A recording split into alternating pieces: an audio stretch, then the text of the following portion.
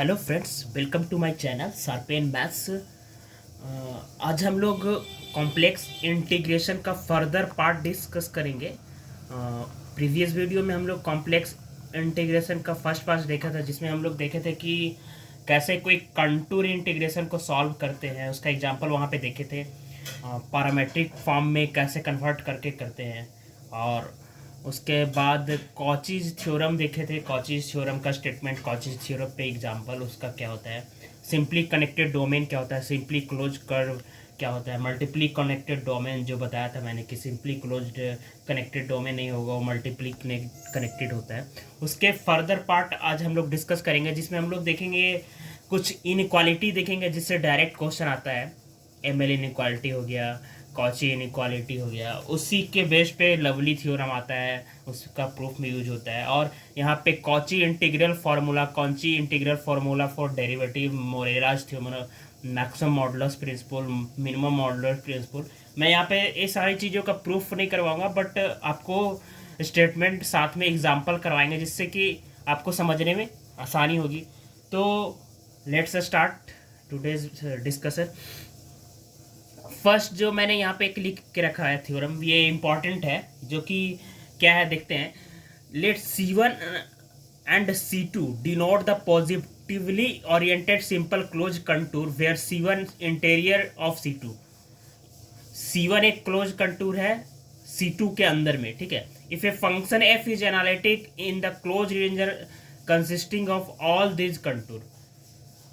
F analytic है, इसके अंदर भी है, C2 के अंदर भी है, C1 के अंदर भी है, ठीक है। All points between them, then C2 integration F Z D z निकालेंगे and C1 f Z D z निकालेंगे, तो दोनों का वैल्यू बराबर होगा, ठीक है। सिंपली ये रीजन ऐसे है, C2 ये है और C1 इसके अंदर है।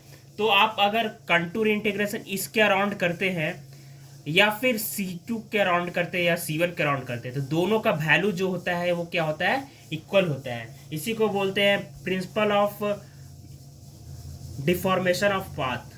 Principle of deformation of path. Actually इसमें क्या हो रहा है कि पाथ से इंडिपेंडेंट है इंटीग्रेशन। इस पाथ के लॉन्ग चले तब भी इंटीग्रेशन सेम आ रहा है, इसके इस पाथ के लॉन्ग चले तो भी। तो इस पॉइंट ऑफ व्यू से मैं यहाँ पे इंपॉर्टेंट थ्योरम बता दे रहा हूँ। Deformation, principle of deformation of path, okay. तो ये है स्टेटमेंट सिंपली, जिसका यूज हम लोग प्रूफ करने में किया जाता है, या फिर डायरेक्ट ऐसे क्वेश्चन आए तो डायरेक्ट ये थ्योरम अप्लाई आप कर सकते हैं, ये वाला, ठीक है। इसके बाद हम आते हैं, कुछ इनइक्वालिटी है जो कि काफ़ी सिंपल है। आप देखेंगे स्टेटमेंट तो आपको समझ में आएगा। और ये इनइक्वालिटी इम्पॉर्टेंट है क्योंकि जैसे हम लोग रियल में इनइक्वालिटी कुछ पढ़ते हैं, उसी तरह इंटीग्रेशन है, समेशन में इनइक्वालिटी, जिसका नाम है एब्सोल्यूट वैल्यू इनइक्वालिटी। और दूसरा जो हम यहाँ पे अभी देखेंगे वो है M L inequality. Absolute value inequality क्या होता है वो देखते हैं। तीन इनइक्वालिटी देखेंगे जिससे डायरेक्ट क्वेश्चन कभी कभी गेट में पूछा गया है। वो आप जब मैं क्वेश्चन करवाऊंगा प्रीवियस ईयर का, तो वहाँ पे क्वेश्चन को करूँगा। तो ये सारे हैं। और थोड़ा सा यहाँ पे मैं बीच में बता दूँ कि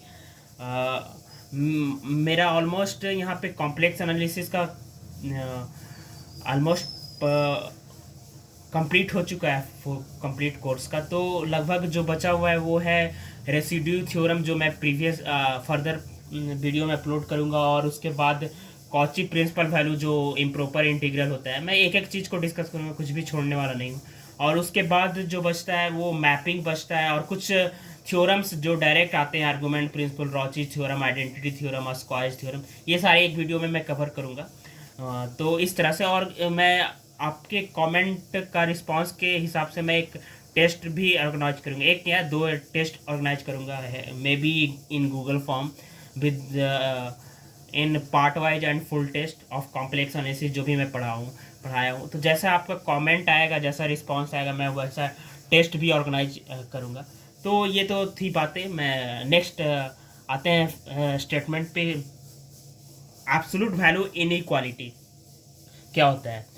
इफ एफ टी जो है पैरामेट्रिक फॉर्म में हो, यू टी प्लस आई भी टी हो, is a continuous value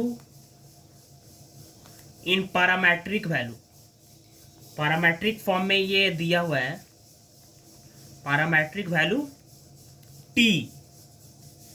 then क्या होता है, एब्सोल्यूट का मतलब आपको समझ में आ रहा होगा कि मॉडुलस लेना है। यहाँ पे जैसे आप a to b f t d t का मॉडुलस लेंगे तो इसकी वैल्यू जो होता है लेस इक्वल हो जाता है modulus of integration F t d T. ये चीज़ें आप रियल में भी पढ़ते हैं, जैसे कहीं पे रीमान इंटीग्रेशन आता है वहाँ पे, या फिर जैसे आप ट्रायंगल इनइक्वालिटी बोलते हैं समेशन के केस में, उसी तरह सेम है। आप इंटीग्रेशन को एज ए समेशन यूज कीजिए तो मॉडुलस क्या हो जाएगा, अलग अलग समेशन करते हैं तो वैल्यू लेस हो जाता है, जिसको ट्रायंगल इनइक्वालिटी। तो यहाँ पे इंटीग्रेशन है, इसको एब्सोल्यूट वैल्यू इनइक्वालिटी के नाम से हम लोग क्या करते हैं, जानते हैं। ठीक है, आई होप ये क्लियर हुआ होगा। अब जो नेक्स्ट आते हैं वो होता है M L inequality. M L inequality भी काफ़ी सिंपल है। स्टेटमेंट ये इंपॉर्टेंट है, इसलिए मैं यहाँ पे बता दे रहा हूँ। स्टेटमेंट डायरेक्ट यहाँ पे मैं प्रूफ नहीं कर रहा हूँ, बट स्टेटमेंट बता दे रहा हूँ। तो ये आपको क्लियर हुआ होगा, कंटिन्यूअस पैरामेट्रिक वैल्यू है तो इसका इंटीग्रेशन लेंगे तो इंटीग्रेशन यहाँ पे मॉडुलस हो जाएगा। ये मॉडुलस को करेंगे, इंटीग्रेशन को बाहर करेंगे तो मॉडुलस अंदर जाएगा तो ये वैल्यू लेस हो जाएगा, जैसे ट्रायंगल इनइक्वालिटी में होता है। तो ये होता है, ठीक है। तो एम एल इनइक्वालिटी जो है यहाँ पे मैंने लिखा हुआ है पूरा डिटेल में, F Z U X plus I B X Y G continuous on the contour C. एक कॉम्प्लेक्स वैल्यूड फंक्शन है जो कि कंटिन्यूअस है कंटूर सी में। देन जो ये होगा C F Z D Z contour में absolute in value inequality, absolute mean value inequality का ही क्या है, एक्सटेंशन है एम एल इनइक्वालिटी। यहाँ पे क्या हो रहा है कि ए बी ना लेके, इंटरवल ना लेके, क्या है, कंटूर ले लिया है, तो इसकी जो वैल्यू हो जाएगी क्या हो जाएगी, एम एल हो जाएगी। तो इसके वे से आप इसका प्रूफ इजीली देख सकते हैं। तो क्या है, modulus of integration of F Z D Z over contour C M L, इसकी value M less equal L. Where L क्या है, एल जो है लेंथ ऑफ कंटूर है। जैसे लेंथ कैसे निकलेगा, सी डी जेड आप जब निकालोगे तो इसके वैल्यू एल आएगा, इंटीग्रेशन जेड, और लेंथ निकालोगे तो सी का जो कंटूर का लेंथ है एल आएगा। Where L is the length of contour C and M is the upper bound of the modulus F Z. Modulus F Z का अपर बॉन्ड है, लाइक ऐसे है, modulus of F Z less equal है, मतलब सारे modulus का value M से छोटा होगा, अपर बॉन्ड। तो ये है अपर बॉन्ड। तो यहाँ से आप लगाइएगा तो क्या हो जाएगा, मॉडुलस का वैल्यू लीजिएगा तो एम आएगा, और इंटीग्रेशन है सी डी जेड कर देंगे तो एम आ जाएगा, एल आ जाएगा उसका वैल्यू। तो इस तरह से इसकी वैल्यू क्या आ जाएगा, एम एल आ जाएगा। तो कंटूर में ये इनक्वालिटी एम एल टाइप में आ जाता है, एल जहाँ पे लेंथ ऑफ कंटूर होता है। तो ये है एम एल इनइक्वालिटी, ये भी इम्पॉर्टेंट है। तो काफ़ी सिंपल है, आप ऐसे ट्रिकी याद कर सकते हैं कि एफ जेड का मॉडल अपर बॉन्ड एम है और कंटूर का लेंथ जो है एल है, तो मॉडुलस लगाएंगे तो लेस इक्वल एम आएगा, अपर बॉन्ड है इसलिए एम आ जाएगा, एल आ जाएगा। जस्ट इनइक्वालिटी का कॉन्सेप्ट यूज कर रहे हैं यहाँ पे, ठीक है। अब हम लोग नेक्स्ट जो आते हैं इंटीग्रेशन पे आते हैं। इंटीग्रेशन का जो रिजल्ट है जिससे क्वेश्चन पूछे जाते हैं, Cauchy integral formula, Cauchy integral formula of derivative, कुछ इंटीग्रेशन ऑफ इंटीजर पावर। अभी हम लोग इंटीग्रेशन ऑफ इंटीजर पावर देखते हैं। जैसे कि क्या है वो, let Z not integration of integer power, integer power, इसका डायरेक्ट रिजल्ट मैं यहाँ पे बताऊंगा, उस पर बेस्ट फिर एग्जांपल देखेंगे जिससे आपको क्या क्लियर होगा। Let Z not be the fix complex value if C is the simple closed contour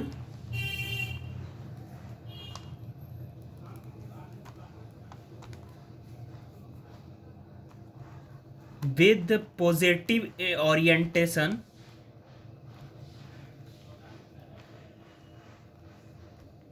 such that Z naught जो है lie inside C, ठीक है। जेड नॉट एक फिक्स कॉम्प्लेक्स वैल्यू है और सी सिंपल क्लोज कंटूर है with positive orientation, यानी direction जो है पॉजिटिव है, एंटी क्लोज वाइड डायरेक्शन है क्लोज कंटूर का। Such that Z not lie inside C है, जेड नॉट जो है इनसाइड लाई कर रहा है।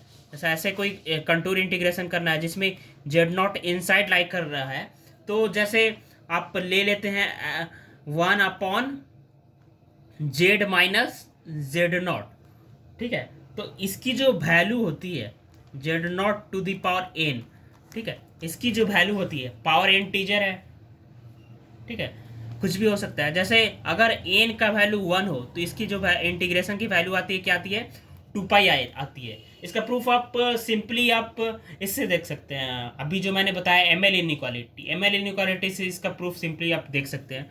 मैं प्रूफ नहीं कराऊँ, एग्जाम्पल कराऊंगा जिससे आपको कैसे अप्लाई करना वो समझ में आएगा। अब ए नॉट इक्वल टू 1 है, ठीक है, 1 को छोड़ के कोई भी अदर वैल्यू है तो इसकी वैल्यू क्या आएगी, 0 आएगी। ये है आपका इंटीजर पावर। जैसे कोई इंटीग्रेशन है dz है, उसका इंटीजर है, जेड नॉट इनसाइड लाई कर रहा है, तो इसका वैल्यू हम डायरेक्ट बोल सकते हैं। कोई इंटीग्रेशन है वो z-1/z-z नॉट, जहाँ पे जेड नॉट जो है क्लोज कंटूर के अंदर लाई कर रहा है। यानी अभी जहाँ तक अभी हम लोग पढ़े थे वहाँ तक में एनालिटिक फंक्शन के बारे में पढ़े थे, कॉची थ्योरम पढ़े थे, तो जिसमें कि फंक्शन में कोई सिंगुलरिटी नहीं होता था, एनालिटिक होता था। बट यहाँ पे क्या हो रहा है, जेड नॉट क्लोज कंट्रोल के अंदर लाइक कर जा रहा है, जिससे फंक्शन पे क्या हो जाएगा, पोल हो जाएगा एंड सिंगुलरिटी हो जाएगा। तो ऐसे केस में भी हम डायरेक्ट वैल्यू बोल सकते हैं। जैसे कॉचीज थ्योरम में डायरेक्ट बोल देते थे, एनालिटिक होता था, कोई सिंगुलरिटी नहीं होता था, 0 बोल देते थे। बट यहाँ पे एक है, फिर भी हम लोग क्या कर सकते हैं, डायरेक्ट वैल्यू बोल सकते हैं। अगर Z minus Z not to the power इस टाइप का फंक्शन है और पावर में 1 है तो 2 पाई, और अगर नॉट इक्वल टू 1 है तो 0। जैसे एग्जाम्पल हम लोग क्या देखते हैं, जैसे आप ले लीजिए Z minus 2 minus I to the power n-1 dz ले लेते हैं, ठीक है। जहाँ पे जो ये कंटूर है वो क्या है, 0 से x लेस इक्वल 3 और 0 से ग्रेटर y लेस इक्वल 2 है। इसकी वैल्यू बताना है आपको। तो जैसे ये रीजन ओवर बोल रहा है, ये सी जो है ये रीजन है, ठीक है। तो ये रीजन हम जब हम बनाएंगे तो ये रीजन क्या आएगा, 0 से 3x लेना है, यहाँ से यहाँ तक है 0 से 3, और 0 से 2y लेना है, ऐसे है 2 मान लिया यहाँ से, तो ये रीजन आएगा। ये रीजन के अंदर ये 3 है, ये रीजन के अंदर लेना है। तो जैसे ये जो है 2 माइनस आई का मॉडुलस क्या होगा, 2 प्लस आई का मॉडुलस 4√5 आएगा। √5 क्या होता है, 2 माइनस आई, ऐसे आप ले लीजिए, माइनस इसको लिख सकते हैं जेड माइनस 2 प्लस आई, 2 प्लस आई, तो 2 और 1 कहाँ आएगा, 2 यहाँ आएगा, 1 अंदर आएगा, तो इसके अंदर है, तो इसके अंदर है, तो ये वाला अप्लाई हो सकता है। और एक ही सिंगुलरिटी होगा, और ऐसा सिंगुलरिटी कब होगा, जब n का वैल्यू क्या हो, n का वैल्यू 0 हो। n का वैल्यू 0 होगा तो इसके इंटीग्रेशन का वैल्यू 2 पाई आ जाएगा, ये नीचे चल जाएगा, 1 इस टाइप इस फॉर्म में आ जाएगा। अब n नॉट इक्वल टू 1 हो तो इसका अदर पे सब पे वैल्यू क्या हो जाएगा, वैल्यू 0 हो जाएगा, ठीक है। अदर पे वो एनालिटिक होगा तो कॉचीज थ्योरम अप्लाई हो जाएगा डायरेक्ट, ठीक है। तो इस तरह से, सॉरी अदर पे नहीं, अगर 2 भी होगा तब भी सिंगुलरिटी होगा, एनालिटिक नहीं होगा। लेकिन इस थ्योरम से हम लोग क्या बोल सकते हैं, इंटीजर पावर ऑफ इंटीग्रेशन से इसकी value n not equal to 1 होगा तो 0 होगा। तो ये है एप्लीकेशन इसका। तो इस तरह से हम डायरेक्ट बोल सकते हैं। बट ऐसा केस भी आएगा कि एक से ज़्यादा सिंगुलरिटी इसके अंदर हो, तो वहाँ पे हम लोग रेसिड्यूज थ्योरम का यूज करते हैं। रेसिड्यू थ्योरम आएगा आगे, तो रेसिड्यू निकाल के उसके बाद सम ऑफ रेसिड्यू करके उसको सॉल्व करते हैं, तो वहाँ पे वो चीज़ें कर लेंगे, ठीक है। तो ये तो हो गया। अब आते हैं कॉचीज थ्योरम ऑफ इंटीग्रेशन। हम लोग आते हैं कॉची इंटीग्रल फार्मूला पे। ये भी काफ़ी इंपॉर्टेंट है, इससे भी डायरेक्ट क्वेश्चन होता है इंटीग्रेशन को सॉल्व करने में आपको। कॉची इंटीग्रल फार्मूला, इससे भी डायरेक्ट क्वेश्चन आप सॉल्व कर पाएंगे। और इसी का अल्टरनेट वे से हम लोग रेसिड्यू थ्योरम से भी कर पाते हैं, बट सारे चीज़ जाननी चाहिए। आप मे बी शॉर्टकट इस मेथड से हो तो इस मेथड का यूज करके आप कर सकते हैं। तो देखते हैं इसका स्टेटमेंट क्या है, उसके बाद मैं इसका प्रूफ नहीं एग्जाम्पल करवाऊंगा जिससे आपको क्लियर होगा। Let F be analytic in the simply connected domain. ठीक है, सिंपली कनेक्टेड डोमेन हर जगह आएगा। D and let C be simple close simple close positively oriented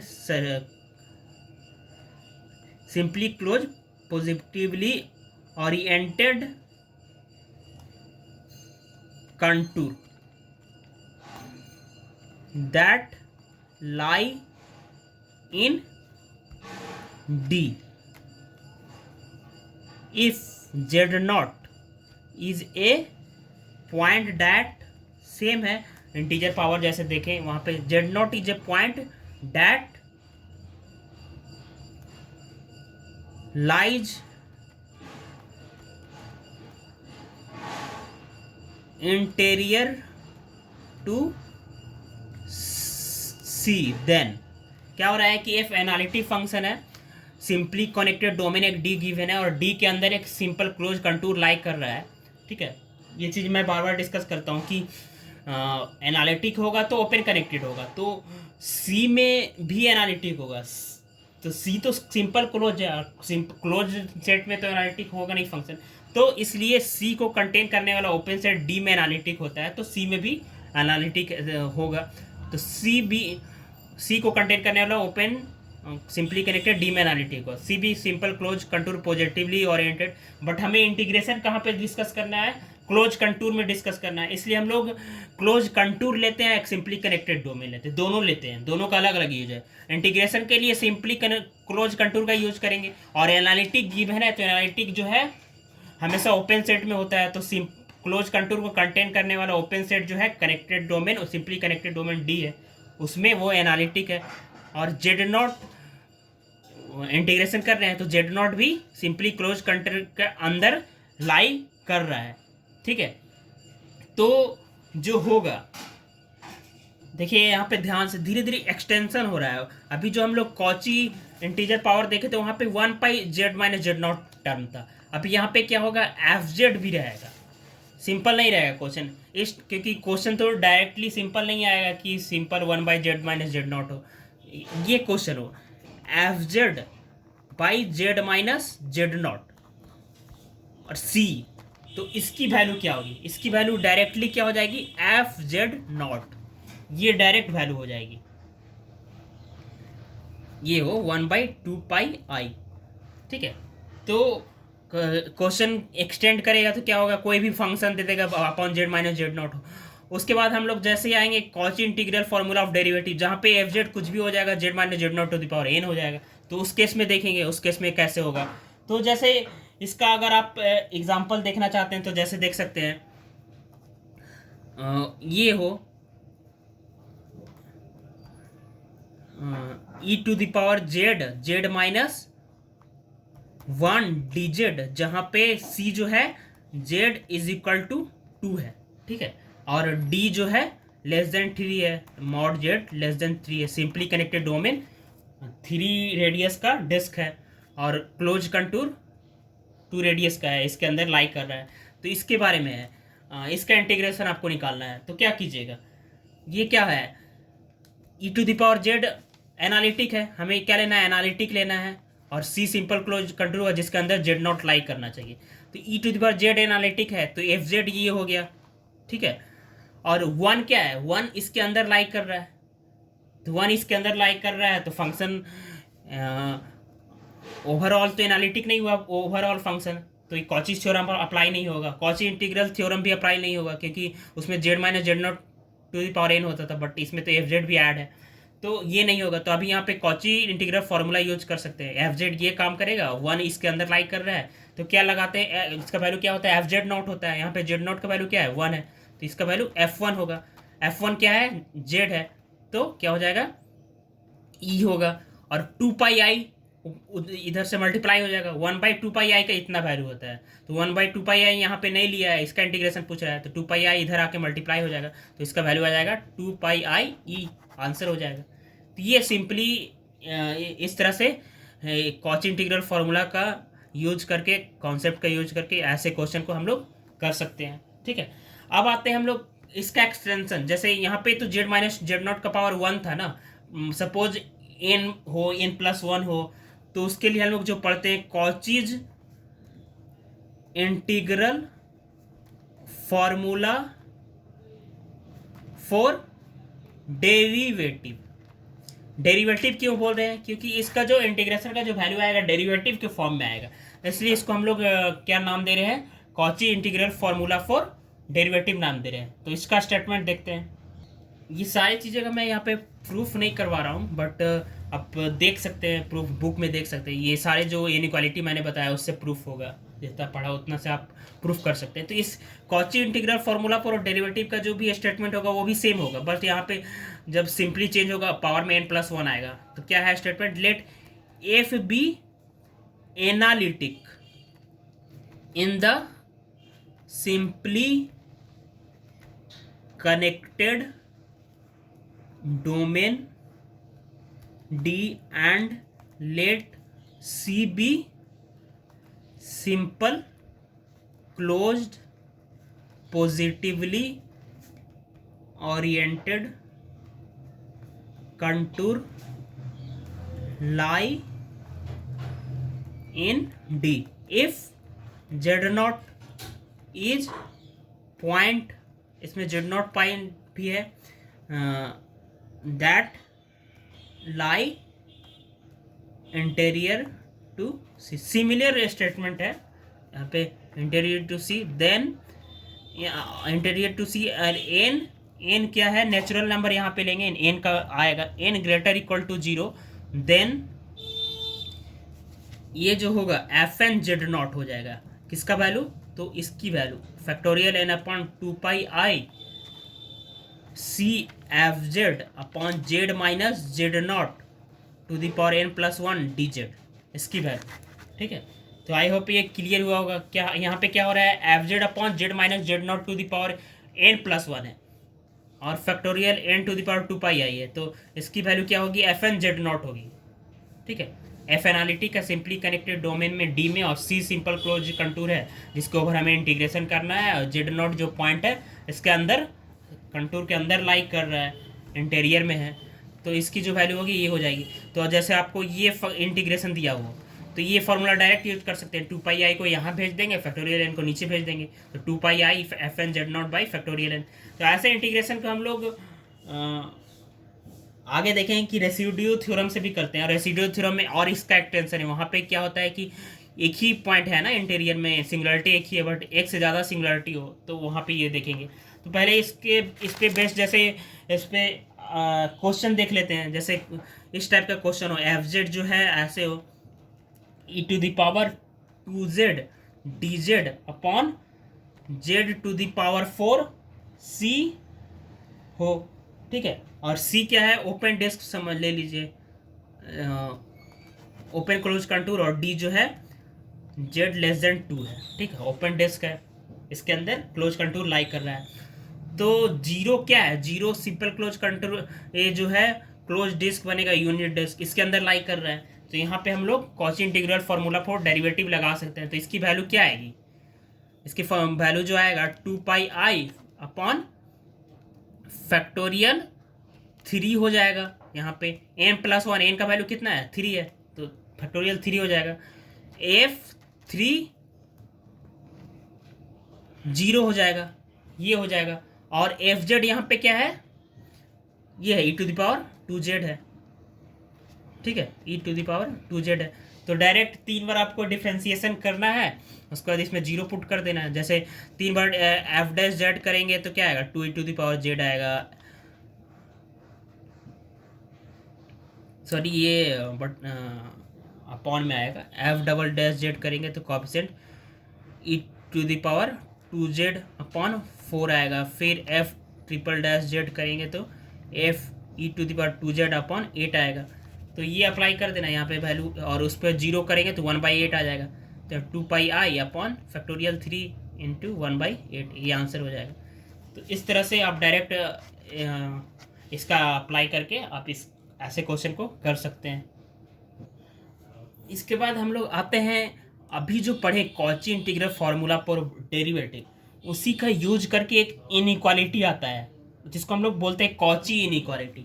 ये सारे इनइक्वालिटी आपको दिखता होगा, एग्जाम में भी पूछता है, डायरेक्ट गेट में आता है, तो मैं यहाँ पे इसलिए भी करवा दे रहा हूँ। बट ये जितने इनइक्वालिटी इसका यूज है, जैसे प्रूफ करने में M L inequality absolute value का यूज होता है, इंटीग्रेशन वाले यूज करने में, जैसे कॉची इनइक्वालिटी यहाँ पे बताऊंगा, तो मैं लवली थ्योरम पे आऊँगा इसके बाद, तो लवली थ्योरम का प्रूफ करूँगा जिसमें कॉची इनइक्वालिटी का डायरेक्ट यूज होगा।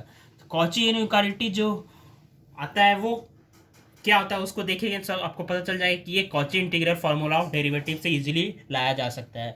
तो देखते हैं इसकी इनइक्वालिटी, कॉची इनइक्वालिटी जो थ्योरम है, इसकी जो स्टेटमेंट है क्या है।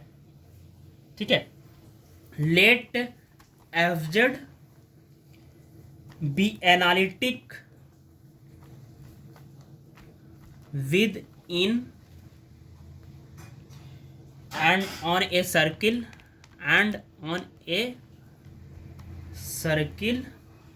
C defined by, जो सर्किल है वो डिफाइंड हो रहा है, defined by Z minus Z not equal to R, radius है R, if upper bound of F Z less equal M है ऑन सी। सब एक्सटेंशन है, जैसे हम लोग अभी एम एल इनइक्वालिटी पढ़े उसका एक्सटेंशन यहाँ पे कर रहे हैं। ठीक है, then F N Z not, ठीक है, एफ एन जेड नॉट का भी हम लोग वैल्यू पढ़े थे, क्या पढ़े थे उसको थोड़ा सा लिख देते हैं जिससे शायद आपको फ़ायदा हो।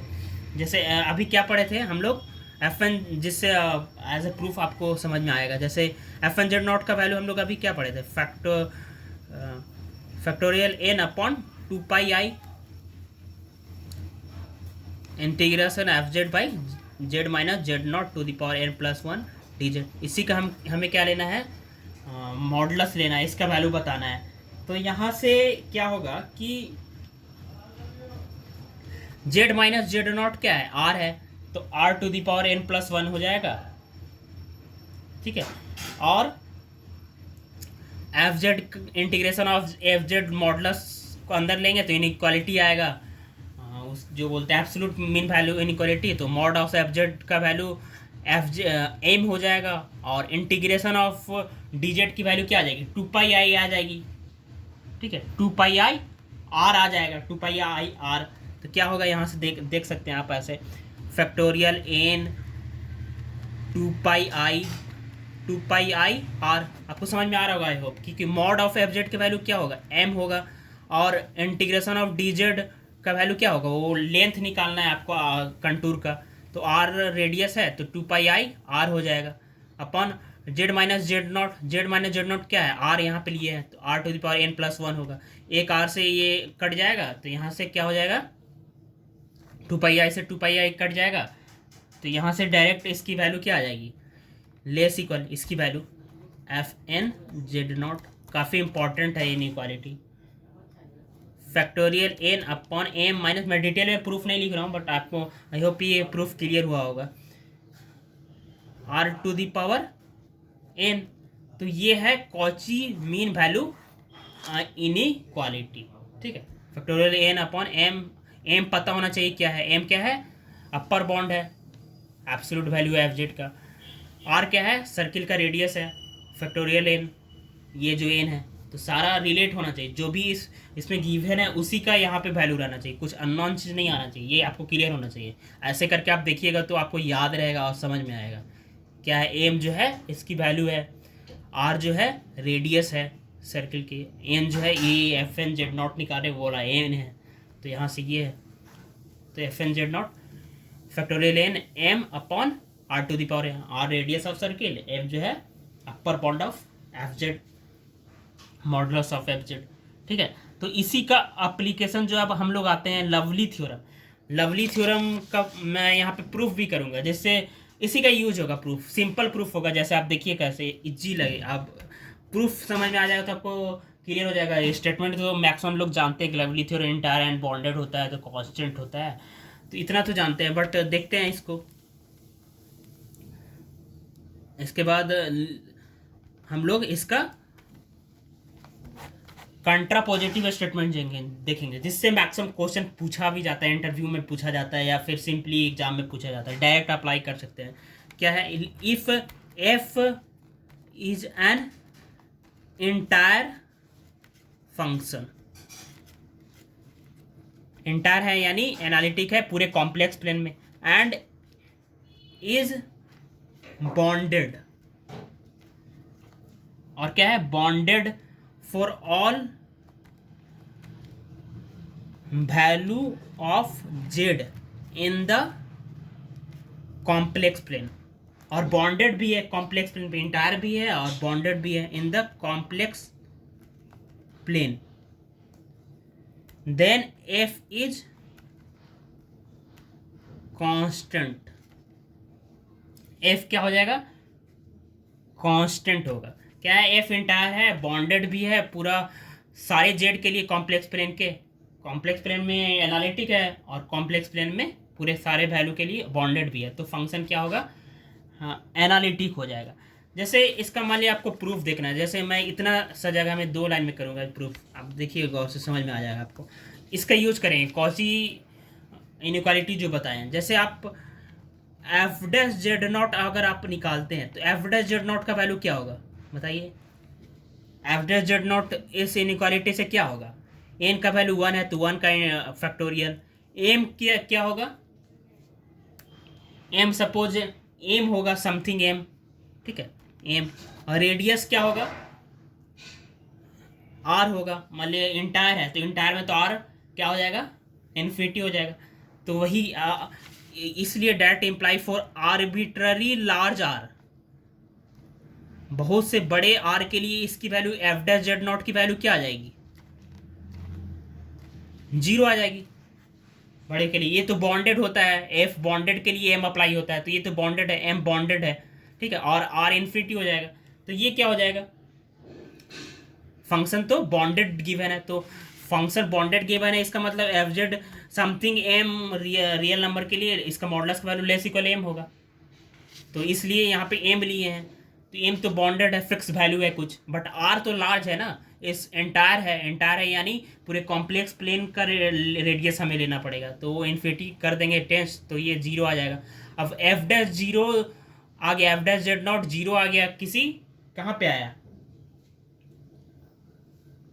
ये जो आ गया कनेक्टेड डोमेन में आ गया, तो यहां से आप एफ को क्या बोलेंगे? F Z naught is equal to C, ठीक है। तो यहां से क्या हो जाएगा? एफ जेड जो है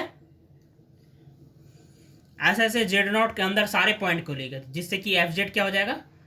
आर्बिट्री है, तो एफ जेड नॉट भी आर्बिट्री लिए हैं यहाँ पे, तो इससे क्या हो जाएगा? एफ जेड जो है कांस्टेंट हो जाएगा। तो ये है इंटायर एंड बॉन्डेड होगा, तो ये कॉची इनइक्वालिटी इसका प्रूफ आप कर सकते हैं कि ये कांस्टेंट होगा, ठीक है। अब आते हैं इसके कॉन्ट्रा पॉजिटिव, और इसका एग्जांपल सिंपली कुछ भी क्वेश्चन रहे, इंटायर दिया हुआ है फंक्शन, तो फंक्शन को इंटायर चेक कर लीजिए। जैसे ई टू द पावर जेड है, सॉरी कोई फंक्शन बोल दे रहा है कि इंटायर है एंड बॉन्डेड है, तो डायरेक्ट कांस्टेंट बोल दीजिए आप। इसी का कंट्रा पॉजिटिव काफ़ी इंपॉर्टेंट है, सबसे डायरेक्ट क्वेश्चन पूछे जाते हैं, कॉन्सेप्ट समझ में आना चाहिए। क्या है कोरोलरी? एज ए कोरोलरी इसको लिख सकते हैं हम लोग कि non constant entire, non constant entire function is unbonded. क्या हो रहा था लवली थ्योरम में? इंटायर प्लस बॉन्डेड इंप्लाई कर रहा था कांस्टेंट। अब यहाँ पे क्या ले रहे हैं? इंटायर ले रहे हैं और नॉन कांस्टेंट। ये कांस्टेंट नहीं है, कांस्टेंट नॉन कांस्टेंट है, कांस्टेंट नहीं है, एंटायर है, तो ये क्या हो जाएगा, नॉट बॉन्डेड हो जाएगा। जैसे simply P imply Q, not P imply not Q imply not P, यानी P होगा तो Q होगा, और Q नहीं होगा तो P भी नहीं होगा। यानी एंटायर बॉन्डेड होगा तो कांस्टेंट होगा, कांस्टेंट नहीं होगा तो क्या होगा, कांस्टेंट नहीं होगा और एंटायर होगा तो बॉन्डेड भी नहीं होगा, यानी अनबॉन्डेड हो जाएगा। तो वही लिखा हुआ हूँ मैं यहाँ पे, नॉन कांस्टेंट, कांस्टेंट नहीं है, एंटायर है, तो फंक्शन अनबॉन्डेड हो जाएगा। जैसे आप सिंपल ले लीजिए, साइन जेड ले लीजिए, ई जेड ले लीजिए, कोई भी पॉलिनोमियल ले लीजिए, ठीक है, कोई ट्रिगोनोमेट्रिक फंक्शन, ये सारे क्या है, एंटायर है। और नॉन कांस्टेंट दिख रहा है क्योंकि कांस्टेंट नहीं है, जेड पे डिपेंड कर रहा है, जेड वैरी करेगा, ई टू द पावर जेड है, वैरी करेगा तो वैरी करेगा। तो ये सारे डायरेक्ट बोल सकते हैं, ऐसा कोई फंक्शन मिले एंटायर हो और नॉन कांस्टेंट हो, कांस्टेंट नहीं हो, तो बोल देंगे क्या हो जाएगा, अनबॉन्डेड। ये एग्जांपल इसका हो गया, ठीक है। तो ये सारे हो गया लवली थ्योरम और लवली थ्योरम का कंट्रापोजिटिव, काफ़ी इंपॉर्टेंट है ये सारी चीज़ें, ठीक है। अब आते हैं हम लोग मोरेरा थ्योरम, ठीक है। मोरेरा थ्योरम देखते हैं क्या होता है, मोरेरा थ्योरम, ठीक है। मोरेरा थ्योरम, इसमें मैं डायरेक्ट स्टेटमेंट बताता हूँ, ये आप नोट भी कर सकते हैं। मोरेरा थ्योरम एक्चुअली होता क्या है कि कॉचीज थ्योरम का कन्वर्स होता है। कॉचीज थ्योरम में क्या होता है, फंक्शन एनालिटिक होता है, सिंपली कनेक्टेड डोमेन में तो इंटीग्रेशन का वैल्यू जीरो होता है। अगर यहाँ पे क्या होता है, इंटीग्रेशन का वैल्यू जीरो होता है तो फंक्शन एनालिटिक होता है। बट यहाँ पे एक चीज़ नोट करने की चीज़ है, जैसे डायरेक्टली आप अगर आपको ऐसे दे दिया हो तो आप नहीं बोल सकते फंक्शन एनालिटिक है। यहाँ पे स्टेटमेंट अच्छे से देखते हैं यहाँ पे कि let F Z be continuous, तो इंपॉर्टेंट जो चीज़ है ये है, फंक्शन को कॉन्टिन्यूअस होना चाहिए in a simply connected domain D, let for every contour C in a domain D. C जो है कंटूर है जिसमें इंटीग्रेशन की बात कर रहे हैं, ठीक है। तो ये है सिंपली क्लोज कंटूर में, इसकी वैल्यू क्या है, जीरो है इंटीग्रेशन, देन फंक्शन क्या हो जाएगा, एनालिटिक हो जाएगा। तो बस सिंपल है कि कंटिन्यूअस होना चाहिए और इंटीग्रेशन का वैल्यू जीरो होगा तो फंक्शन एनालिटिक होगा। और कॉची थ्योरम में हम लोग पढ़ते थे कि फंक्शन एनालिटिक है, जीरो है तो फंक्शन क्या हो जाता था, सॉरी, फंक्शन एनालिटिक है तो इंटीग्रेशन का वैल्यू जीरो हो जाता था। यहाँ पे इंटीग्रेशन का वैल्यू जीरो है और फंक्शन कॉन्टिन्यूअस है तो फंक्शन एनालिटिक हो जा रहा है। तो ये है Morera theorem, converse of Cauchy's theorem बोल सकते हैं इसको, ठीक है। अब जो नेक्स्ट आते हैं, इस यही सारे इंटीग्रेशन के हेल्प से सारे का प्रूफ आता है। तो यहाँ पे ही हम लोग पढ़ते हैं क्या होता है, maximum modulus principle, minimum modulus principle. ये गेट के पॉइंट ऑफ व्यू से काफ़ी इंपॉर्टेंट है, नेट में भी इससे क्वेश्चन पूछ जाते हैं। तो क्या होता है, मेन लोगों को इसका स्टेटमेंट समझने में दिक्कत होती है प्रॉपरली, तो मैं इसका स्टेटमेंट बताता हूँ, उसके बाद मैं इस पर एग्जाम्पल देखेंगे हम लोग जिससे आपको क्लियर होगा। तो क्या है मैक्सिमम थ्योरम, मैक्सिमम, इसके बाद मिनिमम मॉडुलस प्रिंसिपल पे आएंगे। मैक्सिमम मॉडुलस प्रिंसिपल, ठीक है, मैक्सिमम मॉडुलस प्रिंसिपल। तो इसका स्टेटमेंट देखते हैं, let F Z be analytic within and on a simple close contour. Analytic है, क्लोज कंटूर में है, तो ऑब्वियस सी बात है कि जो फंक्शन एनालिटिक होगा क्लोज कंटूर को कंटेन करने वाले open set, open connected domain, simply connected domain में एनालिटिक होगा। तो सारे हम लोग इंटीग्रेशन के बात करते हैं, इसलिए कंटूर इंटीग्रेशन का बात करना होता है, इसलिए हम लोग कंटूर में एनालिटिक भी बोलते हैं और साथ में सिंपली कनेक्टेड सब जगह लिखा हुआ रहता है। F Z be analytic with in on A simply close contour, simply closed contour C, then fz क्या होगा, then fz reaches, fz जो है मैक्सिमम वैल्यू क्या करेगा, लाइक करे, fz reaches its maximum value on C and not inside C। Maximum value जो है on C, close contour के बाउंड्री पे लाई करेगा, नॉट अंदर में नहीं, not inside C, unless f z is constant,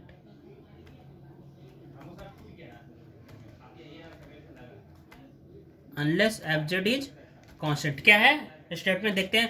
F Z जो है एनालिटिक है with in on A simply close contour. Analytic जो है सिंपली क्लोज कंटूर में भी है, अंदर में भी है और ऑन पे भी, मानिए बाउंड्री मतलब बाउंड्री पे भी है। Then f z reaches is maximum value इसका कहाँ पे अटेंड करेगा, तो बाउंड्री पे। कोई एक सिंपल क्लोज कंटूर है तो बाउंड्री पे, बाउंड्री के किसी भी सम पॉइंट पे ये क्या करेगा, बाउंड्री के किसी भी सारे पॉइंट पे नहीं है जरूरी, यहाँ पे कंफ्यूज नहीं होगा कि कोई भी बाउंड्री का पॉइंट ले लें उस पे क्या हो जाएगा, वो फंक्शन जो है मैक्सिमम वैल्यू अटेंड करेगा। मैं यहाँ पे एग्जांपल दूंगा जिससे आपको क्लियर होगा। सम पॉइंट पे बाउंड्री, बट जो भी पॉइंट होगा बाउंड्री का ही पॉइंट होगा, तो बाउंड्री के पॉइंट पे ये क्या करेगा, मैक्सिमम वैल्यू अटेंड करेगा। नॉट इनसाइड सी, अंदर में नहीं। अंदर में अगर मैक्सिमम वैल्यू अटेंड कर रहा है इसका मतलब फंक्शन अगर क्या है, कांस्टेंट है ओवरऑल। अंदर में अगर कर रहा है यानी फंक्शन कांस्टेंट है, ठीक है। सिमिलर स्टेटमेंट आएगा मिनिमम मॉडुलस प्रिंसिपल का। जैसे इसका हम लोग क्या करते हैं, एग्जाम्पल देखते हैं।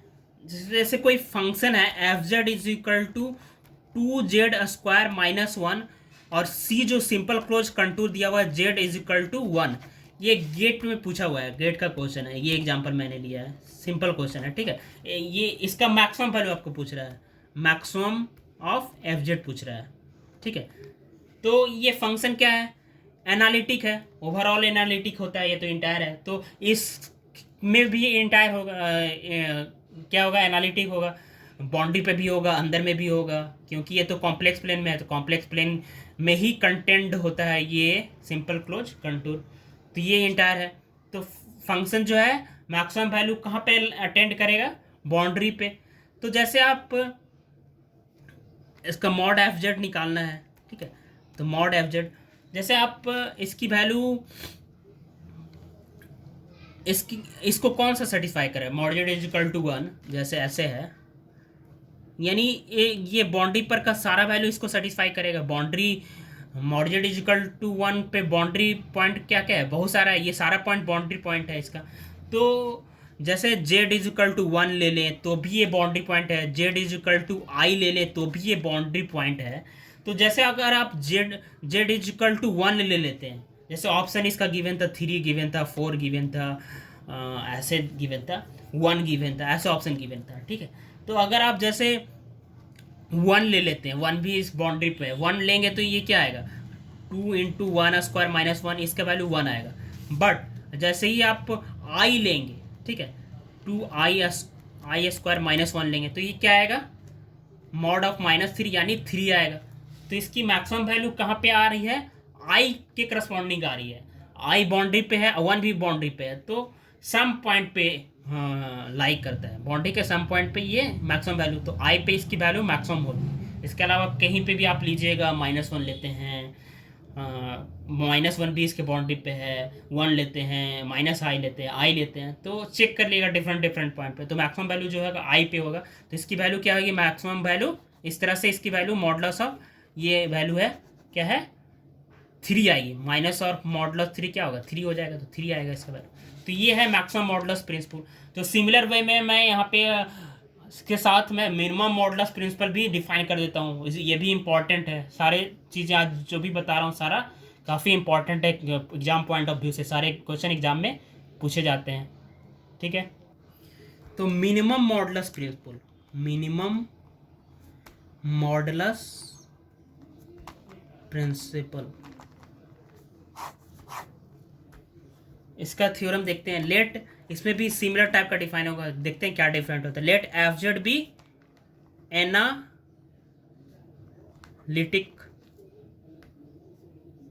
Inside and on a closed contour C and let F Z not equal to 0। Maximum में था कि नॉन कांस्टेंट था, यहाँ पे नॉट नॉन जीरो है, ये डिफरेंस है, non zero inside C, then f z attain